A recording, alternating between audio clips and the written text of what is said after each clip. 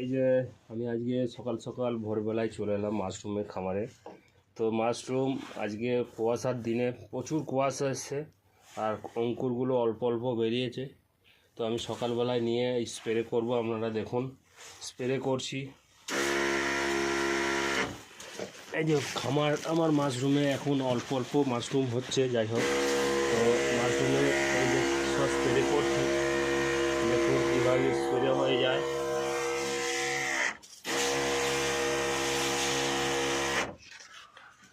যদি কারো মাশরুম লাগে বা মাশরুমের বীজ লাগে, আপনারা স্ক্রিনে দেওয়া নাম্বারে কন্ট্যাক্ট করতে পারেন।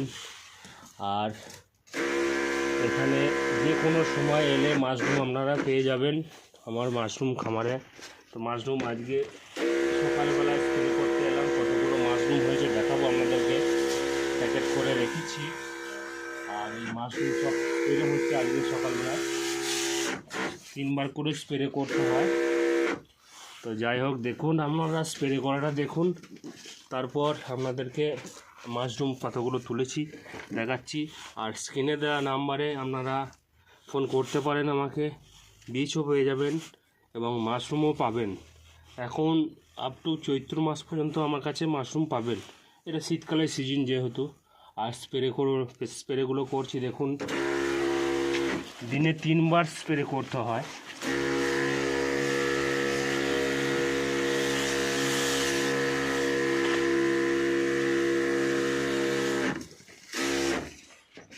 আজকে প্রচণ্ড কুয়াশার মধ্যেও স্প্রে করতে হয় একবার করে, দিনে 3 বার স্প্রে করলে ভালো হয়, সকালবেলায়, দুপুরবেলায়, রাত্রেবেলায়। তো এই যে স্প্রেগুলো করে নিই আপনাদেরকে, তারপর দেখাচ্ছি কি আছে। মাশরুম কতগুলো তুলেছি আজকে মাশরুম,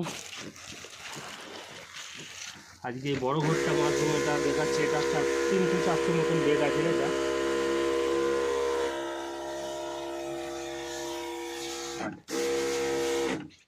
दिखाई गया